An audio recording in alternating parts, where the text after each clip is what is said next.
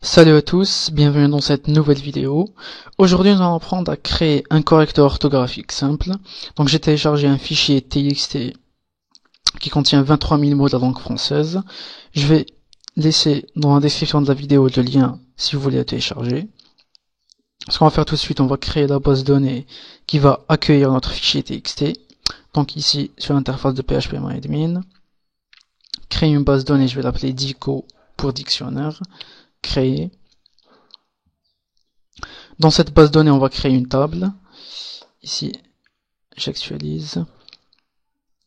Je me rends vers base de données. Ici, on a Dico qui apparaît. On clique dessus. Et je vais créer une table, je vais l'appeler FR, tout simplement. Elle va contenir une colonne. Exécuter. Le nom de notre table, on va l'appeler mot. Donc le nom du premier champ, pardon, c'est mot. Donc c'est un varchar.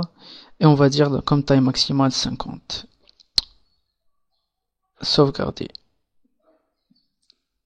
Ok, donc on a parfaitement créé notre base de données et notre table.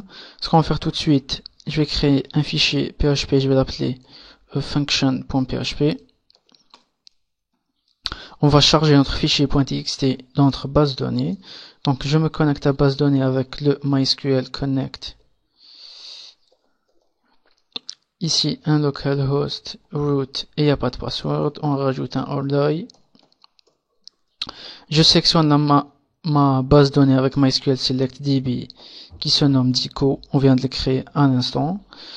Je rajoute un MySQL Query pour ne pas avoir de problème avec les jeux de caractères. Un set names UTF-8. Ok. Et on va créer une autre requête SQL qui va se charger d'introduire donc les mots dans notre base de données. Donc on va dire load data in file. Ok. Donc on va préciser ici le chemin de notre fichier TXT. On précise ici into table fr. Donc la table fr qu'on vient de créer. Donc on va chercher le chemin d'accès de notre fichier TXT. Donc je vais faire un copier-coller ici de l'URL. Donc je la colle ici. On rajoute un slash et je précise le nom de mon fichier qui se nomme liste français.txt. Liste, ok, parfait. On remplace tous les backslash par des slash. Sinon ça marche pas, bien sûr. Ici, slash. Ok, parfait. Ici, je lance mon function.php. Il n'y a pas d'erreur. Si j'actualise ici, et j'ai effectivement mes mots qui apparaissent. Donc ce qu'on va faire tout de suite, je vais virer cette query, on n'en a plus besoin. Je me rends vers l'index.php, on va créer le formulaire, doctype HTML,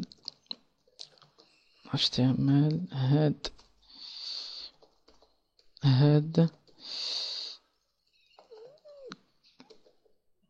Ici je ferme. Comme title on va dire dictionnaire tout simplement. Body et body. Donc je crée le form avec la méthode, on va utiliser la méthode post. Action, c'est le même fichier. Je ferme le form. On va dire ici en gras P strong. Ici je ferme le P. On va dire par exemple vérifier l'orthographe. Vérifier l'orthographe. On va créer l'input type text. Type text name, on va dire mot. Ici égal. Et l'id mot. On rajoute le bouton pour valider tout ça. Input type submit value valider name submit. On ferme. Ok, parfait. Ici, je me rends vers l'index.php. Donc on a ça, donc vérifier l'orthographe, le input et notre bouton. Ce que je vais faire, je vais importer la librairie jQuery, script src, elle se trouve dans le dossier JS, celui-ci, elle se nomme jQuery.js, jQuery.js. Je ferme le script. On va insérer un nouveau fichier JS qui n'existe pas encore, on va le créer tout de suite. Je vais l'appeler func.js. Ok, parfait. Ici, création d'un nouveau fichier dans le dossier JS. Celui-ci. On va l'appeler func.js. Func.js. Un petit alerte test, vite fait. Ici, j'actualise. Ok, parfait, j'ai un test qui apparaît. Je vire ça. On va document ready function. Et on va dire ici, si la personne donc appuie sur une touche de son clavier, il la relâche et elle la relâche sur ce champ input. Donc, point keyup function. Ok, on va créer la variable mot, elle est égale mot.val. Donc, je l'appelle par l'id du champ que j'ai nommé ici mot. Et on récupère tout simplement sa valeur. On rajoute un trim pour virer les espaces de début et de fin mot. Et on va dire ici if mot.length est supérieur à 0. C'est-à-dire que la personne a saisi quelque chose. On va déparer une $.post ici. Ok, donc $.post. On précise le fichier qui va accueillir, qui va traiter notre formulaire. On va l'appeler post.mot.php. Il n'existe pas encore, on va créer tout de suite. On précise ici notre variable mot, $.mot, virgule, function.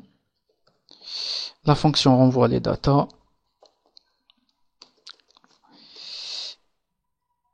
Et ici, on va afficher le résultat dans une div qui porte l'id feedback. On va HTML les datas, donc on va les afficher. Donc, div, elle n'existe pas encore, on va créer tout de suite.